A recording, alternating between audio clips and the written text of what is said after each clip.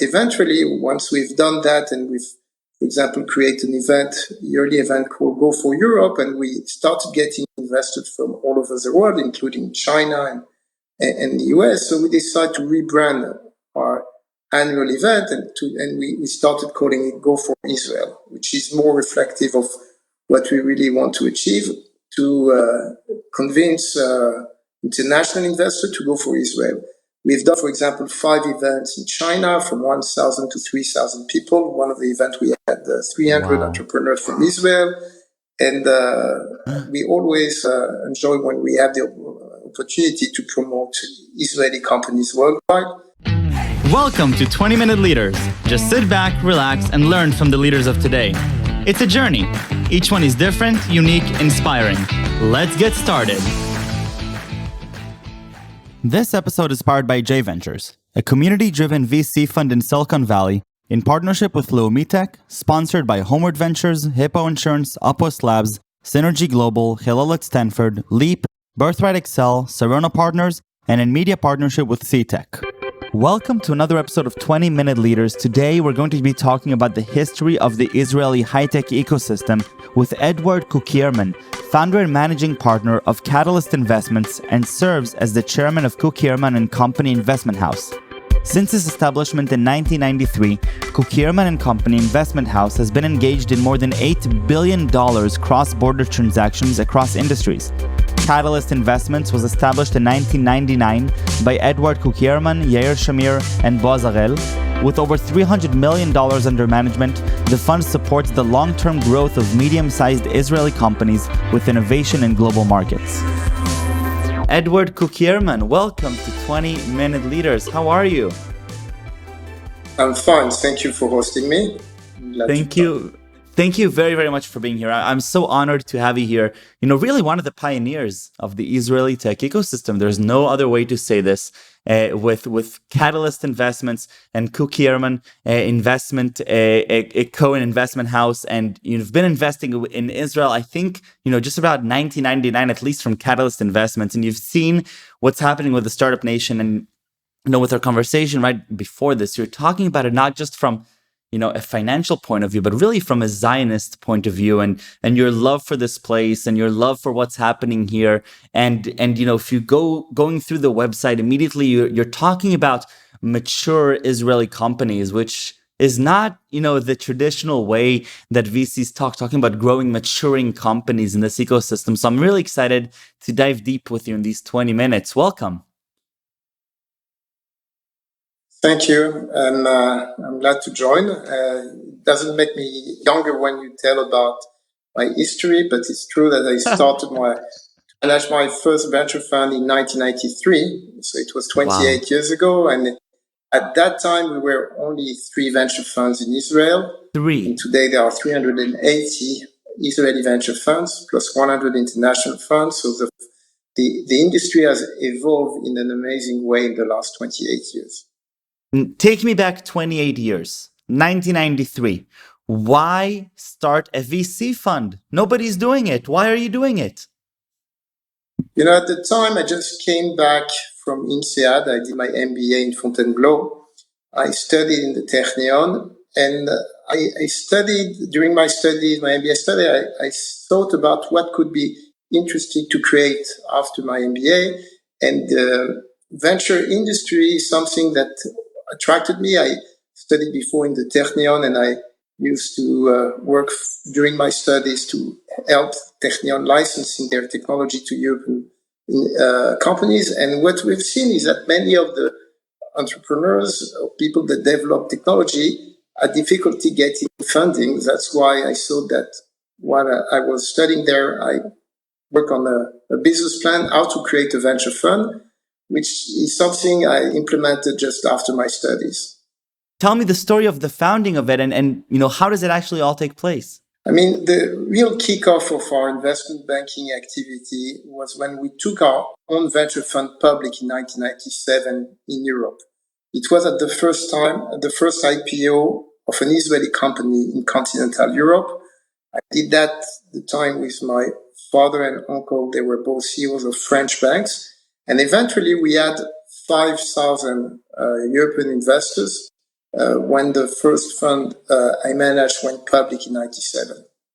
It was doing mostly early stage investments, and the ecosystem evolved. We moved from 3 players back in 93 to 100 venture funds in 1999. And we felt that the market becoming more competitive on the early stage, we started shifting our investment strategy to investments in more mature companies. And in 1999, 2 of my partners joined me at the time. It was Yair, Shamir, and Boaz Harel. And we have been working together for 21 years, investing in disruptive technology companies. Some of the companies became quite famous. For example, we were the only venture fund that invested in Mobileye, and some of them went recently public on the New York Stock Exchange. So the last 2 transactions were the IPO of Tabula and the IPO of Arbe.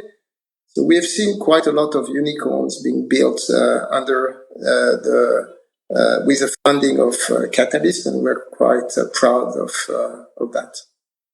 Incredible. 1993 to 1997 or 1999, where you're growing, the Israeli ecosystem is maturing fast, and you're making the transition from focusing on early stage investments to growth investments, and soon we'll shift the conversation to talking about what it takes to build a mature company in an ecosystem like Israel. But what happens in Israel at that point? What, from your eyes, what is happening to our landscape that we're seeing this boom of investments coming in?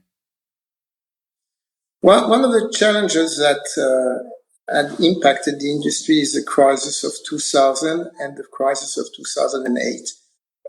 At the time, there were a lot of mid-market players that were taking Israeli companies public at a quite early stage. Remember probably the Lehman Brothers, Robertson Stevens, H&Q, and many Montgomery Securities and others that were taking Israeli companies public at valuation around $100 million. And after those 2 crises, almost all the mid-market players disappeared.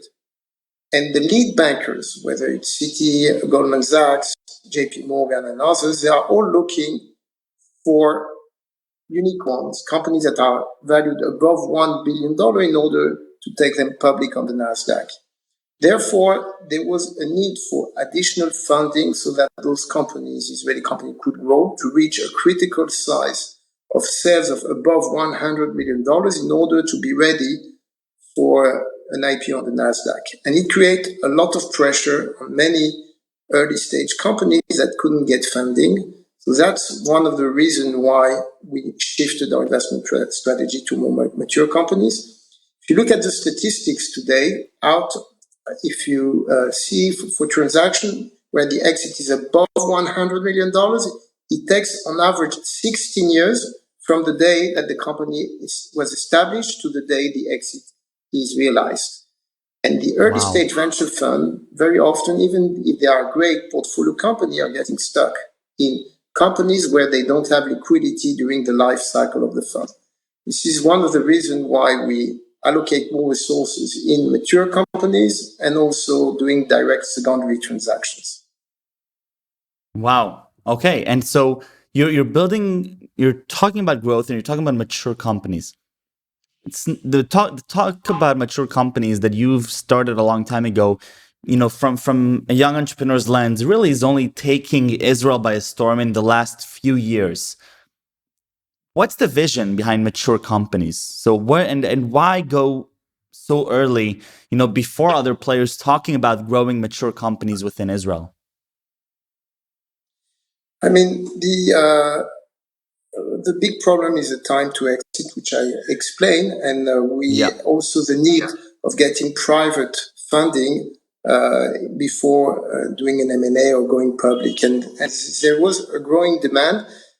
For many, many years, the Israeli companies were focused on developing technologies. And once they have working technology, they would sell it through a strategic alliance or an M&A to a international group that would market the final product to the end consumer. I think the key change happened when, if you look at the first unicorn of Israel, It was ways that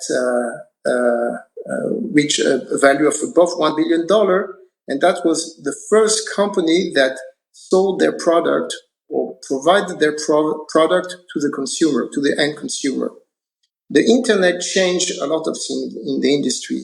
And many of the unicorns of today, there are currently 66 unicorns in Israel. If you look at those unicorns, many of them sell their service or their product to the end consumer. That was something that was not possible during the 90s and the early 2000 years. You had to go through Apple, Cisco, Microsoft in order to provide a solution to the end consumer. Today, it's a very different ball game. We have in Israel people that have online marketing expertise that knows how to get access to the consumer, and the majority now of the unicorn are going directly to the consumer. So the market is not limited for an entrepreneur. They can get access to the final client, and the Israeli players become global players. That's a trend that has been growing, and we are benefiting from this growth. Remarkable. Edward, tell me about your story. You know, both 28 years of venture capital, but also why focusing on Israel for 28 years? You know, you're coming from France, right? What is your story?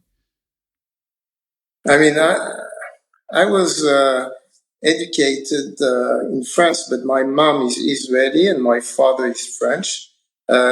Signing is part of the value that we've been exposed to since we were a kid. I was spending all my summer in Israel from the day from my young age, and for me, the key element that triggered my venue in Israel was the fact that during the first Lebanese war, I felt very bad to stay in France, and I wanted to serve my country, so I still reserve officer in the army, and I'm very proud that also my 3 kids served in an interesting position in the army and are still serving for some of them. And that was part of the values, and also I think the value of the people surrounding me also in my firm.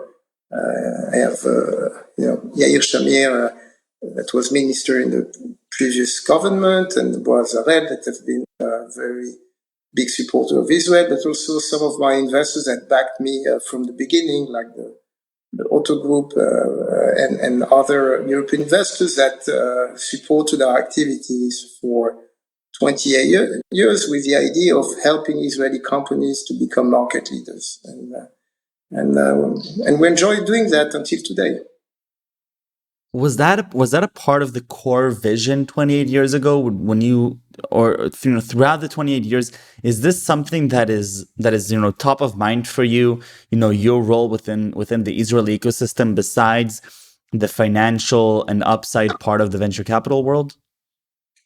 I have to tell you that it's interesting to see the presentation I had when I started my activity in 93. It's very similar to the organigram, the organizational structure of today of the group.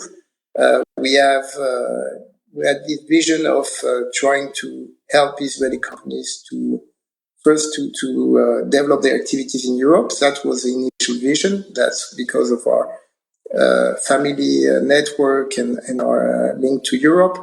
But eventually, once we've done that and we've, for example, create an yearly event called Go for Europe, and we started getting investors from all over the world, including China and the US. So we decided to rebrand our annual event, and we started calling it Go for Israel, which is more reflective of what we really want to achieve, to convince international investors to go for Israel. We've done, for example, 5 events in China from 1,000 to 3,000 people. One of the events we had 300 entrepreneurs from Israel. And we always enjoy when we have the opportunity to promote Israeli companies worldwide. I actually wrote a book which is called Israel Valley that was translated in quite a few languages today to explain about the Israeli ecosystem and why Israel has been a success story in the high-tech sector. And And I'm very happy that people read it in Brazil, in China, in Russia, in Italy. So it's really, and in France, obviously. So I've been trying to promote Israeli high tech for many years, and it's a better way to promote Israel than to speak about geopolitical problem and other military problem we are facing. Obviously, I did that enough during my military duty as spokesperson of Israel with some European media. So now I have seen how challenging it is to speak with people as part of the IDF, but it's a much easier job to do it when you try to present the unicorn of Israel to the financial community. I love it. I love it. So I have a question for you. Young entrepreneur sitting in front of you right now. And, we're in a space where, the world is globalized, and through technology, anything can be done. And, thankfully within our experience in Israel, a lot of us have experience with deep technology that has the capacity to really make meaningful changes. And I want to know, what does it take? What do I need to keep in mind in order to build a truly mature company? And I want to keep that intention from the get-go. So with your 28 years of experience, and I can only imagine how many thousands of companies you've seen their journey, what should I as a young entrepreneur keep in mind as I'm starting on my journey and until I reach that mature phase? What should I be constantly telling myself and keeping in mind? I think that many of the Israeli entrepreneurs have a very technology-oriented, a strong technology orientation. Many of them, and you don't spend too much time analyzing the market, identifying strategic partners, understanding the end user, understanding how to penetrate the international markets. And that's something that some more people with international background or experience in their field can help bridging the gap. Obviously, if you find some strategic investors that can back you or can open doors to you, that's a very important way to develop your company. Also, we've seen that bringing having a global approach is very important, not to be focused exclusively on the US market. Many of the Israeli entrepreneurs are very much, because of the English maybe, are starting with the US, but the Asian market could be a huge opportunity for Israeli entrepreneurs, and also the European market. People may forget that Europe is the first trading partner of Israel, and it's an accessible market. It's closer physically or in terms of geography, and maybe it's less competitive in some of the technology sectors. So building partnership also outside of the US, in Europe and in Asia, is essential. So where are we headed from here in the next 28 years? Where are we headed in the Israeli ecosystem? Are we going to create, giant ecosystems and to create giant multinationals, within our tiny country in the Middle East? Are we going to, stay on this trajectory of, unicorns that are either selling or IPOing for the amounts that they are today? Where do you see things going? I do think there is a huge opportunity for Israeli ecosystem to continue to grow. If you look at the number of unicorns that have grown exponentially, we were one unicorn in 2013. We were 18 unicorn in 2019. We are 66 unicorn on top of the 20 that went public only this year. So we are having an expectation to reach in Q2 100 unicorns. And there may be some challenges on the way. We've seen the prices of 2000 and 2008 that suddenly the market are shutting down. But if you have a strong technology that are targeting global market and they have the leading technology, eventually the sky is the limit. So it may take more time, more resources. The allocation in the venture capital industry is growing. We've just seen the money that was injected by venture fund into Israel has gone from $1 billion 10 years ago to $20 billion this year. And I think the number will continue to grow. And most importantly, on top of the 380 Israeli venture funds, you have now 100 international funds investing directly in Israel. Some of the bigger names, whether it's Blackstone, SoftBank, TPG, all those big players inside have decided to develop their operation here. But I think that the investment in the Israeli ecosystem will only grow in the coming years. We see that also from the European investors Amazing. that traditionally would invest exclusively in Europe, and now they're really open to invest in Israel, and that's really a much easier sell than what it was when we started taking Israeli companies public in France, in Germany, in Switzerland, and in the UK. Incredible. Edouard, I want to thank you. Thank you a lot for not just for these 20 minutes, but for everything you've done to Israel and to the Israeli ecosystem. I'm inspired by your vision and by your Zionism and by your intentionality behind everything that you do and you've done. So thank you for serving as an inspiration for me, and I'm sure for many, many others, and continue making incredible things for the country, and stay safe and stay healthy. Thank you very much. Thank you. Thank you very much.